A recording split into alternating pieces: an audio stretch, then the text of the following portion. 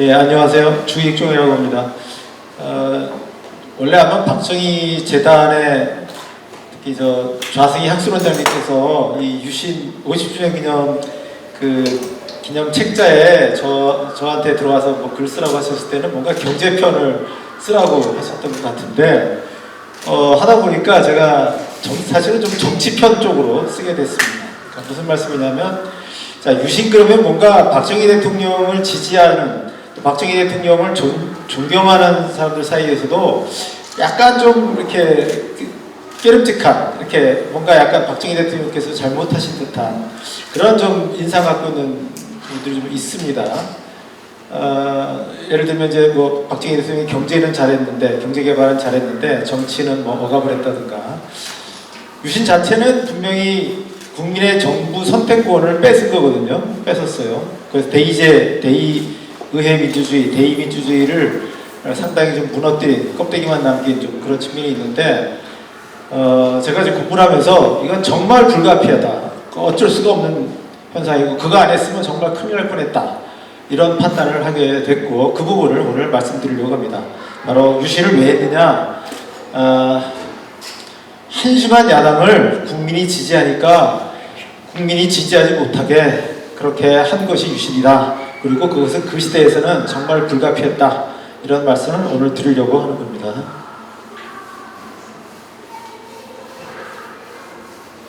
이거 안 돼요? 넘기는 게 뭐예요? 예, 유신체제는 박정희 대통령이 장기 집권 체제고, 또 박정희 대통령 스스로도 내가 아니면 안 된다라는 사고방식이 있었어요. 근데 그건 정말 불가피한 것이었다, 이런 말씀을 드리려고 하는 겁니다. 박정희 대통령은 왜 그런 생각을 갖게 됐을까? 야당의 한심한 국정 능력, 그것이 저는 결정적인 이유였다 생각이 들고요. 또 그렇다면 야당은 박정희 대통령은 처음부터 야당을 좀 그렇게 봤느냐? 그건 아니었다 하는 거를 말씀드리겠습니다. 자, 첫 번째로 드릴 말씀은 시기적으로 보면 1964년에 6.3 사태, 그때까지입니다. 그러니까 박정희 대통령이 61년 5.16 군사 정변을 일으켰죠. 그리고 이제 권력을 잡고 사실은 63년 그 말에 민정으로 전환했잖아요. 그래서 63년 말에서 64년 6월이면은 한 반년밖에 안 됐습니다. 그러니까 민선 대통령으로 취임한 지가 반년밖에 안 됐을 텐데, 어쨌든 그 5.16 이후 64년 6월까지 시기인데, 이때까지는 박정희 대통령이 야당을 존중하려는 그런 생각을 갖고 있었어요. 야당을 스스로 상당히 존중을 했습니다. 자, 박정희 대통령은 경제 개발하는 과정에서 우리나라가 외환 고갈 위기에 빠졌고, 그래서 64년에는 한시라도 빨리 일본과의 국교 정상화를 해서 소위 청구권 자금을 하루라도 빨리 받아들이자, 그래서 이 힘든 고비를 넘기자라는 생각을 갖고 있었고, 그래서 64년 봄에 한일협정의 조기 타결을 시도합니다. 그게 이제 3월 23일에 이제 김종필, 당시 총리는 아니고 이게 김종필 씨가 그 일본에 가서 오이라 외상과 다시 회담을 하고, 그러면서 64년 5월에 한일협정에 조인하자 이렇게 했던 건데, 자, 바로 이 무렵에서 야당이 아주 강력하게 그 반대운동, 저항운동을 벌입니다. 64년 3월에 뭐 대일 구려외교 반대 범국민 투쟁위원회, 이걸 만들어서 전국을 막 돌아다녀요. 그리고 3월 24일 날 4.19 이후에 최대의 시위가 서울에서 벌어집니다. 이때 대학생들이 민족 반역적 한일회담을 즉각 중지하라, 이렇게 요구를 하는데요. 이게 이제 그 64년 3월 24일 데모를 당시 조선일보가 이제 보도를 한 거고, 소위 요새 그러니까 뭐 어쨌든 집회 시위가 많이 벌어지는 광화문이죠. 그 광화문 광장에 이 사람들이 저렇게 이제 학생 뭐 주로 대학생 위주로 모여 있던 겁니다. 그래서 뭐 서울대, 고대, 연대세 등 4천여 명이 가도해 왔다. 경찰과 충돌해서 투석전을 벌였다. 이런 얘기를 했습니다. 이 뒤로 가는 거는 요건가요? 요거는 이제 야당이 이제 왜 전국적으로 반대 집회를 벌이면서 거기서 하는 얘기인데, 황당한 얘기들을 해요. 김도영이라는 사람은 한국은 일본의 식민지가 경제적 식민지가 된다. 윤보선이라는 사람은 무책임한 말을 합니다. 어협 쪽에서 12L이 전관 수역을 주장하는 척하고 있고 실제로는 유캐리선까지 일본 어선에게 어업 활동을 허용하는 흥정을 하고 있다. 장준하는 일본 자금으로 한국의 부흥은 불가능하다. 한일협정은 한국을 일본의 시장으로 확보하기 위해서다. 이렇게 국민들에 대해서 사실을 날조한 선전선동을 합니다.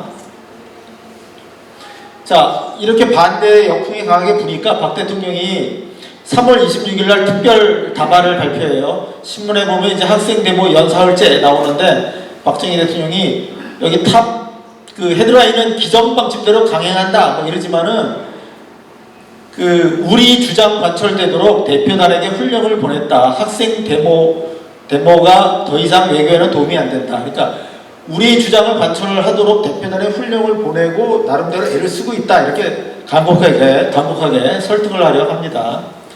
예를 들면 이런 식이에요. 나와 정부는 학생에 못지않게 국가와 민족만을 위해서 털끝만큼의 사심도 없이 회담에 임하고 있음을 맹세한다. 만약 회담에 흑막이 있다면 역사 관련자는 역적으로 처단할 걸 약속한다. 그리고 대학생들의 의사를 충분히 반영을 해서 회담에 임하겠다. 겸손한 설득 자세를 갖고 있었습니다. 그리고 바로 다음 날은 일본에 가 있던 협상하러 가 있던 김종필 씨를 소환을 하고요. 3월 30일에는 대학생 대표를 청와대로 불러요. 서울시내 10개 대학인가 몇 개 대학생 대표를 불러서 저기 왼쪽에 있는 대로 박 대통령 학생 대표와 면담 뭐 이렇습니다. 그래서 여기 이제 대학생 대표들이 있고 11개 대학이네요, 서울에. 그래서 학생 대표들을 면담하면서 설명하고 뭐 이랬던 겁니다. 어쨌든 이렇게 굉장히 그러니까 특히 학생들을 설득하려는 그러한 자세를 보였는데 그럼에도 불구하고 시위는 격화돼서 5월 20일에 서울대생들이 민족적 민주주의 장례식 6월 초에는 드디어 정권 타도가 옵니다. 자, 지금 정권 무너뜨리려고 하고 있잖아요. 이번 사태 계기로 지금 6개월밖에 안 됐죠. 마찬가지입니다. 민선 정부가 된 지 6개월인데 정권 타도가 나옵니다. 그러면서 이제 6.3 사태가 벌어지는 거죠. 역시 이 중앙청 앞까지 지금 시위대가 밀려와 있고 저쪽에 놓고 있는 높은 건물이 미국 대사관이죠. 그리고 경찰들이 이제 중앙청 앞을 막고 있는 이런 상황입니다. 그래서 이제 할 수 없이 6월 3일 날 비상계엄령을 내리는데 이 담화문이 이렇게 돼 있어요. 이 정부가 참을 대로 참다가 이 마지못한 결단을 내리게 된 것을 이해해달라. 계속 설득 줍니다. 비판하기도 해요. 학생들의 반정부적 파괴 행동은 불순하고 무모한 일이다. 그간 관내의 다스리기에 고충을 아끼지 않았으나 더 이상 묵과하거나 종중일 수 없게 되었다. 그래서 마지못해 어쩔 수 없이 계엄령을 내리게 됐다. 이런 담화문을 발표를 하고요. 그리고 6월 26일 날 국회에서 시국수습 특별 교서를 발표합니다. 이때 국회는 해산하거나 문을 닫거나 이렇게 하지는 않았어요.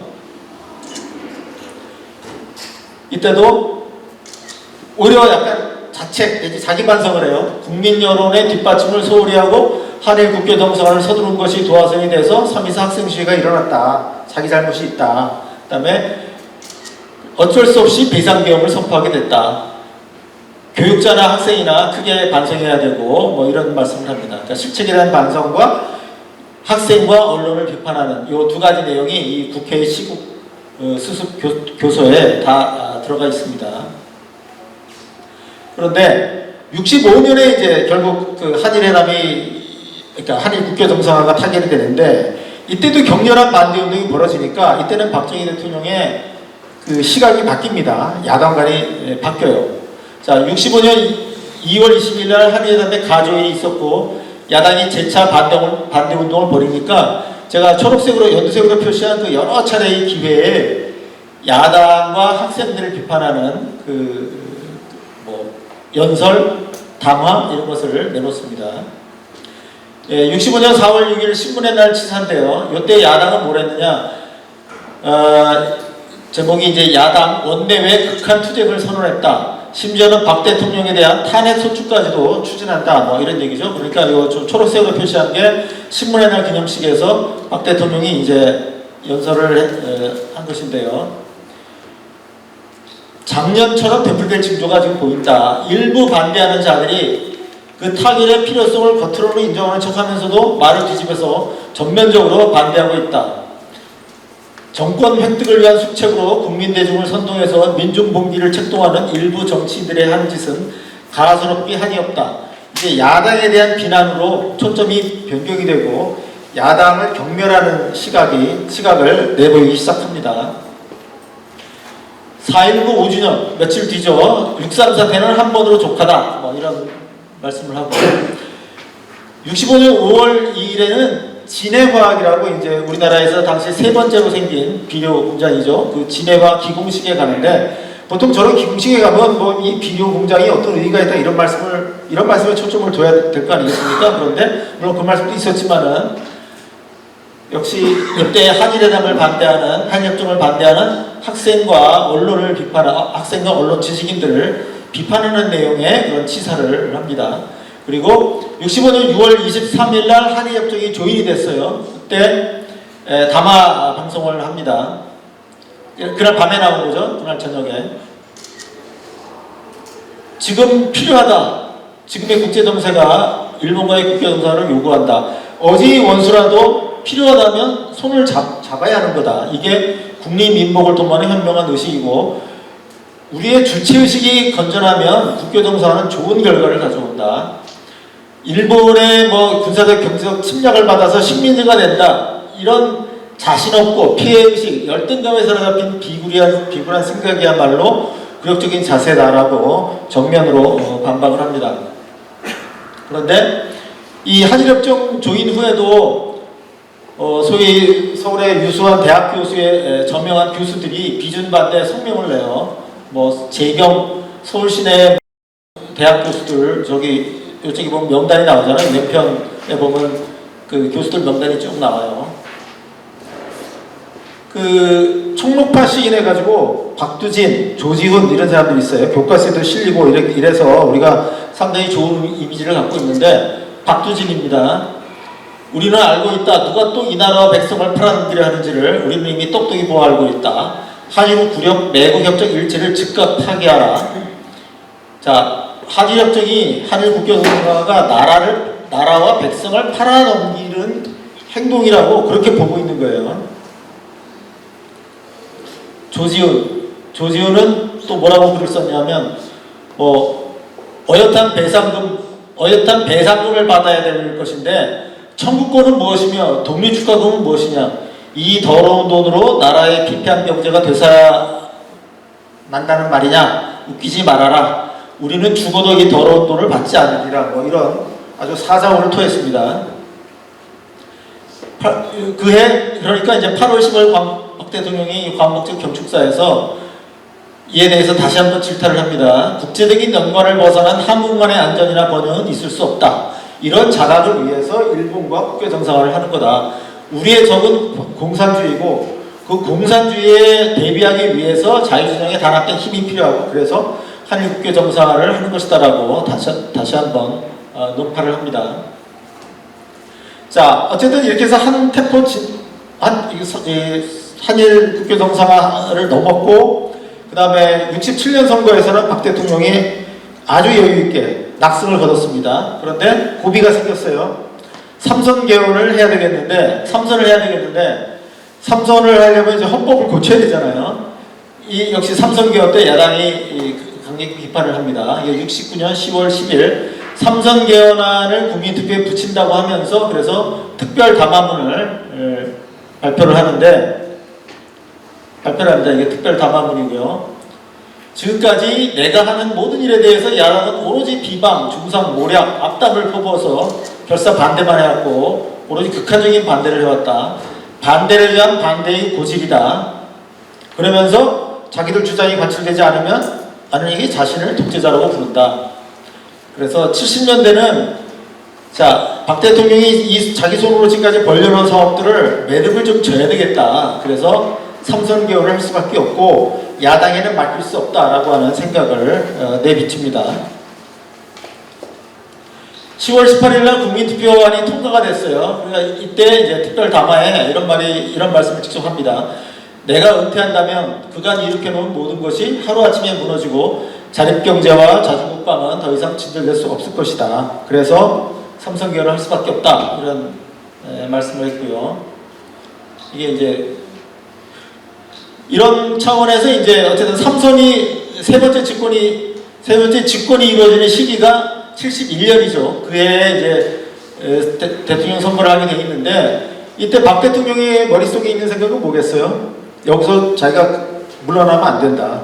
야당에는 결코 맡길 수 없고 계속 가야 된다는 거죠. 그래서 이때 박 대통령 머릿속에는 중단 없는 전진이에요. 앞으로 계속 가야 된다. 이런 생각을 갖고 있는 거고. 그래서 71년 1월 1일 원단에 저런 휘고를 쓴 겁니다.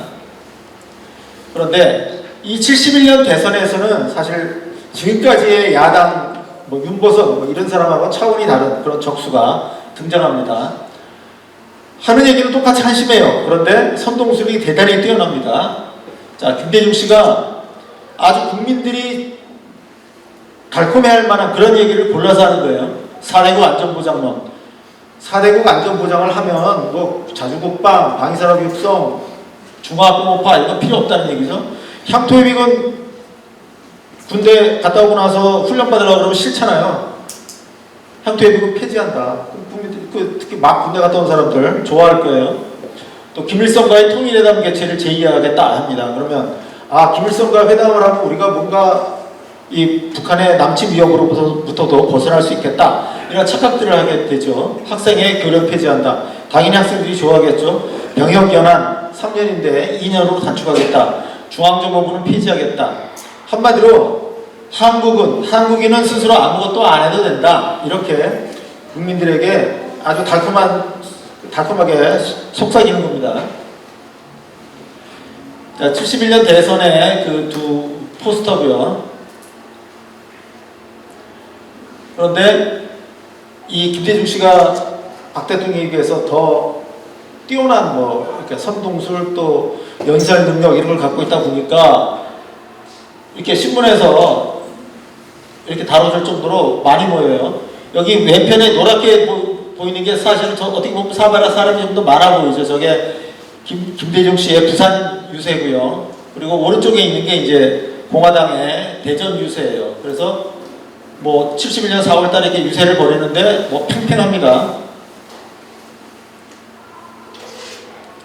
박 대통령이 이때 우리의 운명을 4대국에 맡길 수 없다. 이런 주제로 연설을 하고요. 비판을 이렇게 합니다. 자, 4대국 보장론이라는 것은 결국 우리나라의 운명을 미국, 소련, 중국, 일본 이 나라 애들에게 갖다 맡기자고 하는 정말 한심한 소리다. 국제사회에서 믿을 나라는 아무도 없다. 우리 자신을 믿어야 된다. 그리고 우리의 축적된 국력을 믿어야 하고 우리 문제는 우리 스스로 해결해야 된다. 지극히 당연한 말씀을 하시는 겁니다. 그 다음에 김대중 씨의 공약 총괄에 대해서 이렇게 비판을 해요. 김대중의 공약은 선거 때 국민을 속이기 위해서 내놓은 하나의 사탕발림이고 인기 전술이고 실현 가능성이 없는 무책임한 소리들이다. 이런 무책임한 소리들만 하는 사람들에게 정권을 맡길 수가 있겠는가? 합니다. 네. 그러면서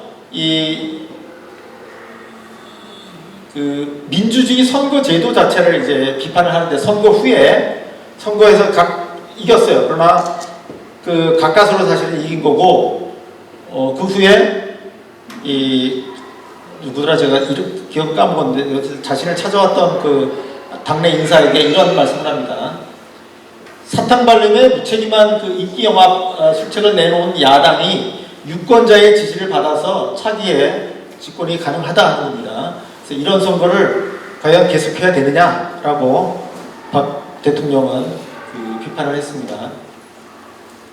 그래서 결국 박 대통령의 집권 1964년부터 1971년 그때까지 박 대통령의 경제개발 또 국정운영에 대해서 사상근거 발목 잡기를 하고 내놓은 대안은 참으로 한심한 도저히 국정을 맡길 수 없는 세력 그런 야당이 집권 국민의 지지를 받아서 단순히 민주주의다 민주주의의 핵심은 정권교체다 해서 권력을 잡을 수 있는 그런 가능성이 생겼을 때 박정희 대통령은 그래 나중에 나한테 침을 뱉어라 내 무덤에 침을 뱉어라 라는 각오로 나를 얼마든지 욕해도 좋다 그러나 대한민국을 그렇다고 해서 그렇게 해서 망하는 길로 갈 수는 없다 이런 비장한 각오에서 유신 선포하고 그리고 유신 체제로 갔다 하는 것이 오늘 저의 발표가 되겠습니다.